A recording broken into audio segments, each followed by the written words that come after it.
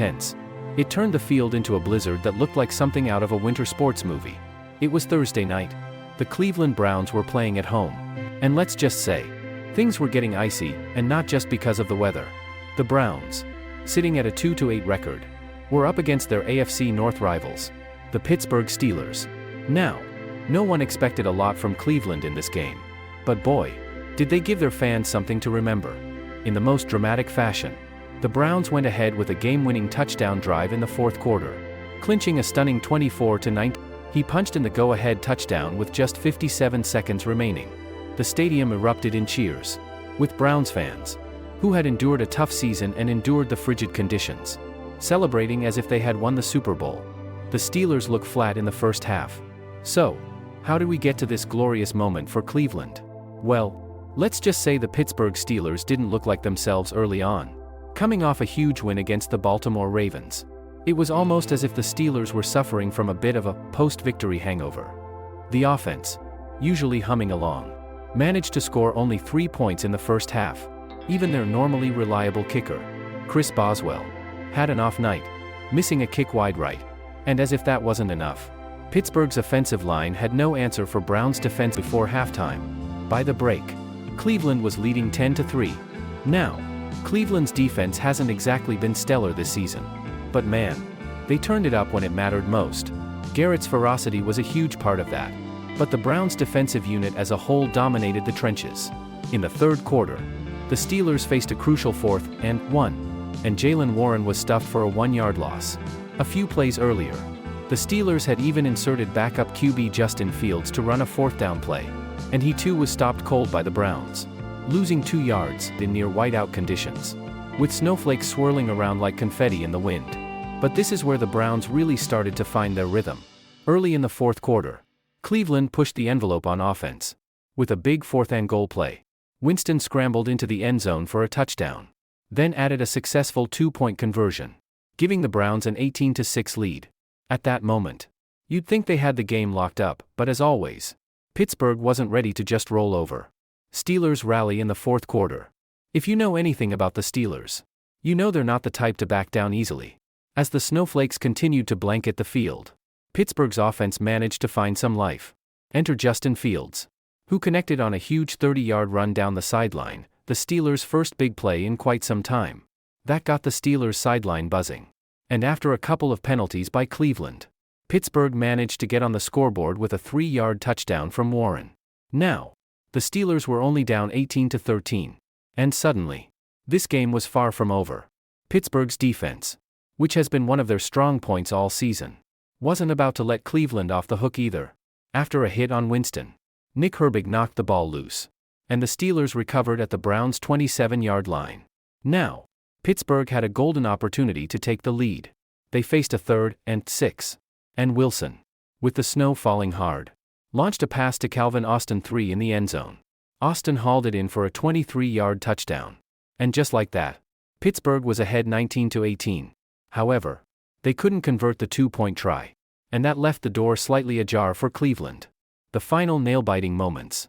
But the Browns weren't done. No way. Cleveland still had some fight left. After Winston had thrown an interception earlier in the fourth quarter, it looked like the Browns were down for the count. But Cleveland's defense held strong, and Pittsburgh's punt on the ensuing drive went just 16 yards under pressure, a disastrous result given the conditions. Starting at the Steelers' 46-yard line with a little more than 3 minutes remaining, Cleveland had one last chance to win the game. Jetty Yodi, who had been clutch all night, caught a huge 4th down pass to keep the drive alive. Winston connected with Judy again on a crucial 3rd down play for 15 yards, getting them inside the 10-yard line. With the snow coming down even harder, the Browns needed a touchdown to avoid having to trust a field goal attempt that could easily be affected by the elements. So, what did they do? They handed the ball to their workhorse, Nick Chubb, and he bulldozed his way into the end zone for a 2-yard touchdown run, giving the Browns a 24-19 lead with just 57 seconds left. Pittsburgh had one final shot to pull off some Hail Mary magic, but Cleveland's defense knocked it down, sealing the win. It was a thrilling, snow-covered victory for the Browns, and one that will stand as the highlight of their 2024 season. A heartbreaking loss for Pittsburgh. For the Steelers, This was a tough loss, especially after starting the season with an impressive 8-2 record. But as the saying goes, any given Thursday night. And this was a night where the elements and Cleveland's defense were just too much to overcome. For the Browns, however, it was the win they desperately needed. A moment that will give their fans something to celebrate even in the midst of a largely forgettable season. In the end, the game will be remembered for a gutsy Cleveland win in the most improbable of conditions. And while the Browns may not be playoff-bound this year, they showed everyone that you should never count them out, even in the snowstorm of the season. This one was special. In a snowy, whiteout game, Jameis Winston led the Browns to a commanding 18-6 lead over the Steelers with a gutsy fourth-down touchdown run. On a crucial 4th and goal from the 2-yard line, Winston dove into the end zone for the score, and then followed it up with a successful 2-point conversion pass to David Njoku. Despite the snow and a pesky communication issue with his helmet, the Steelers had a chance to respond, driving to the Cleveland 9-yard line, but they settled for a 28-yard field goal from Chris Boswell, pulling them to within 10-6. The Browns quickly answered with a 65-yard drive, highlighted by Winston's 29-yard connection to practice squad receiver Blake Whiteheart and an 18-yard pass to tight end Jordan Akins. After a near miss on a touchdown pass to Njoku, Winston scrambled and leapt into the end zone on 4th down, extending the lead to 18-6. Winston finished the game 14 of 18 for 165 yards, adding a rushing touchdown, while Nick Chubb contributed 45 yards and a touchdown on 16 carries. Cleveland Browns quarterback Jameis Winston had a really memorable moment on Thursday Night Football. But not just because of his touchdown. On a crucial 4th and goal play, Winston took to the air, leaping into the end zone to give the Browns a 16-6 lead over the Steelers.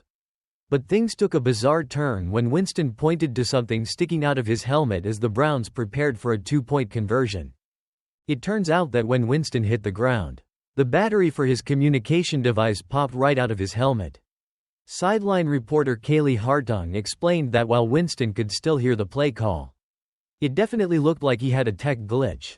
But no worries, Winston didn't let a little thing like a malfunctioning helmet stop him. He still managed to hook up with David Njoku for a successful 2-point conversion, pushing the Browns to an 18-6 lead. Cleveland went on to win the game 24-19. And just to add to the weirdness of the night, snow started coming down hard in the second half, making it one unforgettable game.